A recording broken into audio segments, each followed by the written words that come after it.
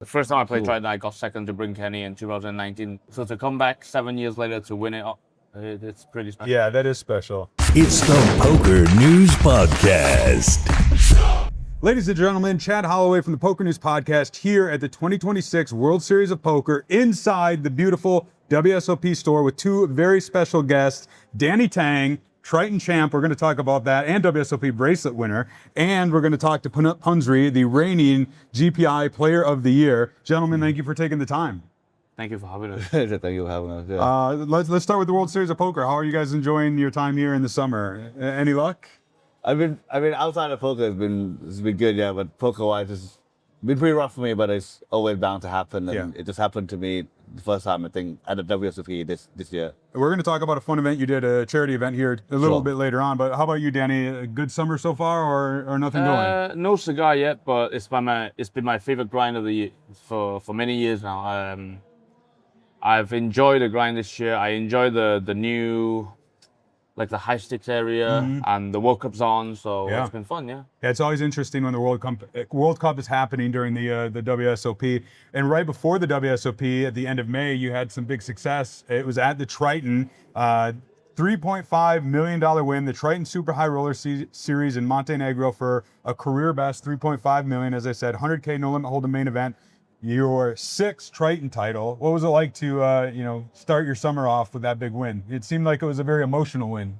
Yeah, it was relief to finally catch up to six, because my friend had somehow overtaken after some crazy, last 2 years for him.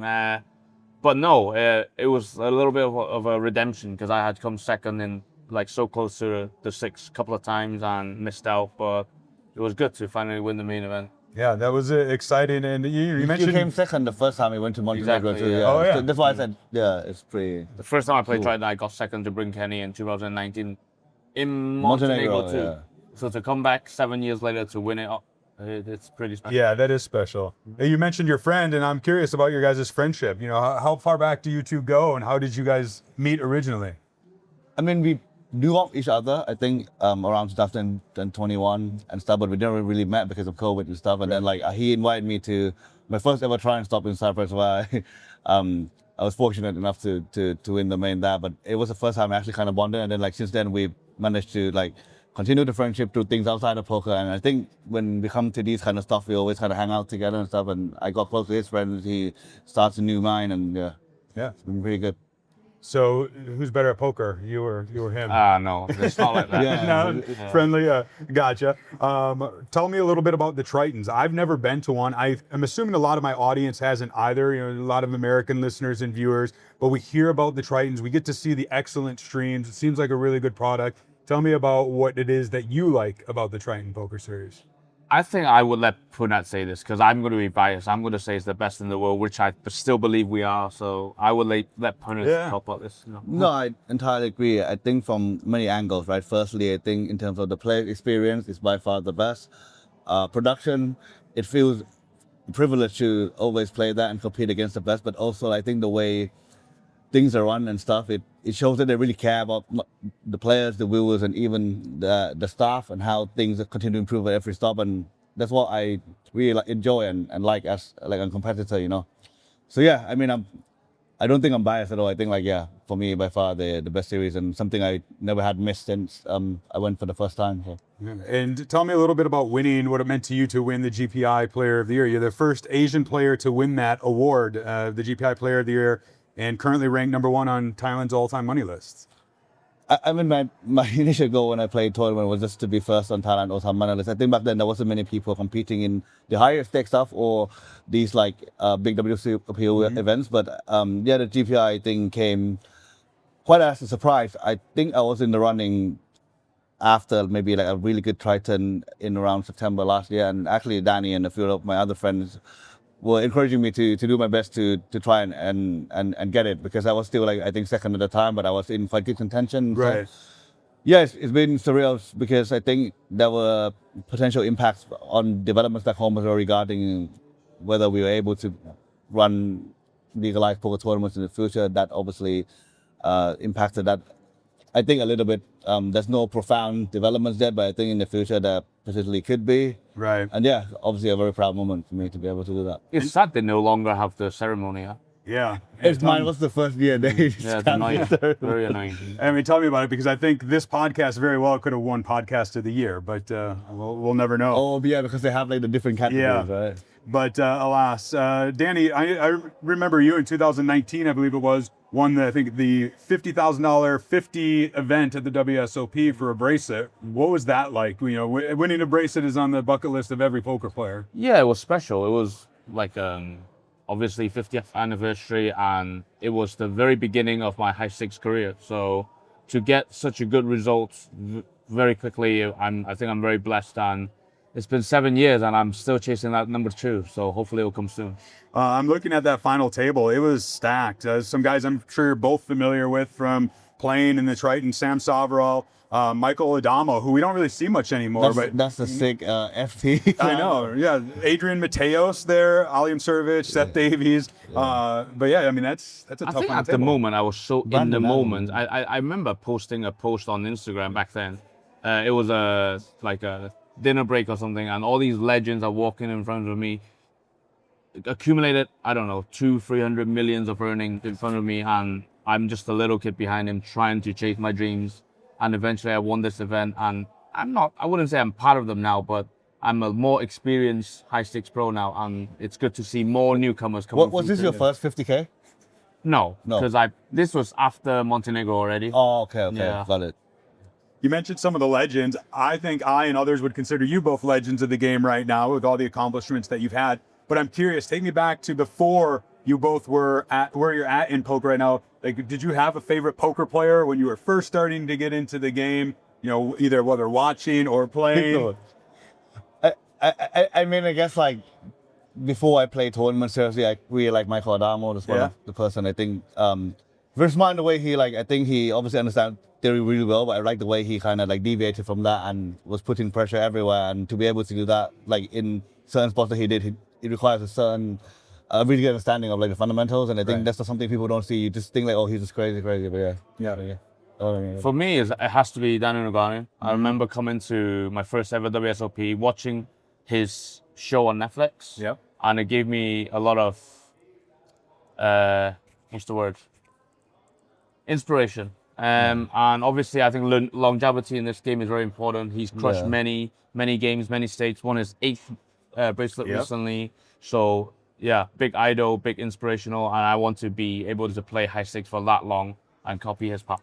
Yeah, I think 2 great choices. Talk to me a little bit about how your guys' individual successes and then also Triton as a whole has kind of impacted poker in the Asia Pacific region.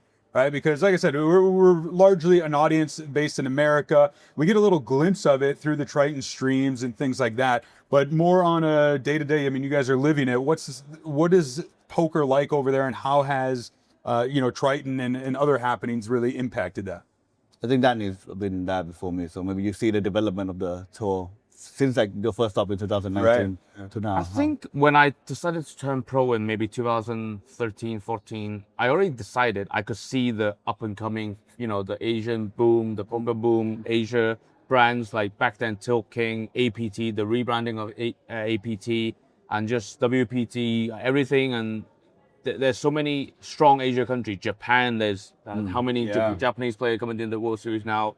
And yeah, it's only going to get bigger. Yeah, and I'm glad that we're flying the Asian flags around the world. Yeah, I think but I think Triton has contributed massively to the high stakes poker boom in Asia. I think we've always foreseen the rise in poker players in the mid and the low stakes, and even in these massive fields, especially after COVID. I think that played a huge role. But I think when I went to Triton for the first time in the end of 2022, there weren't that many Asian players nowadays. Not Asian pros. Asian pros, yeah. Correct. But nowadays, like in a lot of these, like especially Jeju stuff, you can see like the rise in people like playing in the different events and stuff, and it's really nice to see, because like I think people come here for like similar goals, right? We enjoy the competition, we want the glory, but also I think it's a platform where people could express themselves, and I feel really privileged to be able to be a part of that. It's where the high stake dreams are dealt with. Yeah, a lot of the slogans are cool. I think that like their 10th anniversary, they branded as like a decade dealt in gold in a way. I think that's a pretty cool slogan as well.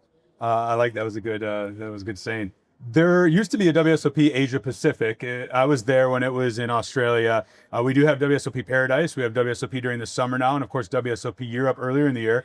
Do you somebody who's connected in that region, in the Asia Pacific region, do you think that we might ever see a WSOP there again, or is that something you think could work in your guys' part of the world? I would hope so, yeah. But obviously that's like barriers and regulations they need to overcome. But I think that would be a very, I would think, straightforward choice if it becomes feasible. I think we have a massive market for that, especially you see how many Asians are here for the WSOP, how long they have to travel. And I think if it's hosted in one of the countries in Asia, I'm sure a lot of the people will fly over as well and appreciate our culture, our country. So, yeah. Hopefully in Bangkok. I mean, that would be perfect. Let's talk about an event that was a lot of fun. I stopped over. It was at the Palms earlier in the series. This was a charity poker event for Peak Humanity. This was hosted with yourself, Henry Kilbane. A lot of the biggest names in the game were there. Tell me about how this charity event came along and what inspired you to get involved with it. So Henry started Peak Humanity after his trip to Kilimanjaro, and a lot of his first projects off the ground in Tanzania received a lot of success. So he asked someone who lives in Thailand, reached out to me to see the opportunities of like doing some philanthropic stuff in Bangkok or in Thailand in general. So I connected him and with my grandparents' foundation, and we decided we want to try and run a charity event that supported both his charity and my charity. But then like he reached out to many other partners, and I was very grateful that so many people had shown an interest and helped support. So it became like, this great event with like supporting 5 charities and having a lot of partners who came and give like financial sponsorships, to be able to bring this about. And I mean, it's the first, I think, of its kind with these many partners, and I look forward to having it maybe as an annual thing where we choose one night in Vegas where potentially many people are free and they come and have some fun, and we get to support a lot of good causes. Yeah, it was a lot of fun. Were you there? Did you make it over? Did you play? He nearly won. I came third. Oh wow, okay. He nearly won. Yeah, I didn't stick around to the end. Another good friend also came second as well. Okay. Like Arthur, It seemed like a lot of fun. Everybody was for a good cause. There was charity. There was food. It was a great view. I would love to see this as an annual event, and I think the poker world would as well. So it could only get bigger and better, I think. There were some good people involved too, like you mentioned. Matt Berkey was there. Joey Ingram was. He's the main, like one of the organizers on the ground. He linked up all the partners and stuff. Yeah, amazing work from him. And then that's like charity Stevens Poker as well, who helped run the tournament. There's obviously certain things that we will make it more smooth next time, like in terms of the buying and the rebuy stuff. But it's good to have like first-hand experience, because I think like this could also be applied to maybe like some events in Asia or even Thailand. Say we were promoting the game and we want to do something quite charitable. This could be like a format I can go forward as well. So all around, like I said, good stuff outside of my actual poker playing here. Absolutely. I don't have this pulled up, so I'm kind of off the cuff, but what is coming up the rest of 2026 when it comes to Triton? Are there some upcoming stops that people should look forward to? We have Jeju coming up September for 3 weeks. And after that, we're finally back to Cyprus for Triton 1 and Triton. Very nice. I'm really excited for that. And before I let you guys go here, are we going to see you both at the WSOP Paradise come December? Or too soon to tell? I'm not sure. I think I probably will be there. He's not sure either. Maybe. I do miss skiing, so I don't know. Fair enough. And it still is a ways away. We're not even done with the 2026 World Series of Poker. I know you guys are very busy. I do appreciate you taking the time to chat with me on the Poker News Podcast. Thank you to the WSOP Store for hosting us. And hopefully one of these days I can make it over to a Triton and see you there. Definitely. Yeah, that would be perfect. All right, we will be back soon with a brand new episode. And until then, we'll keep a seat open for you.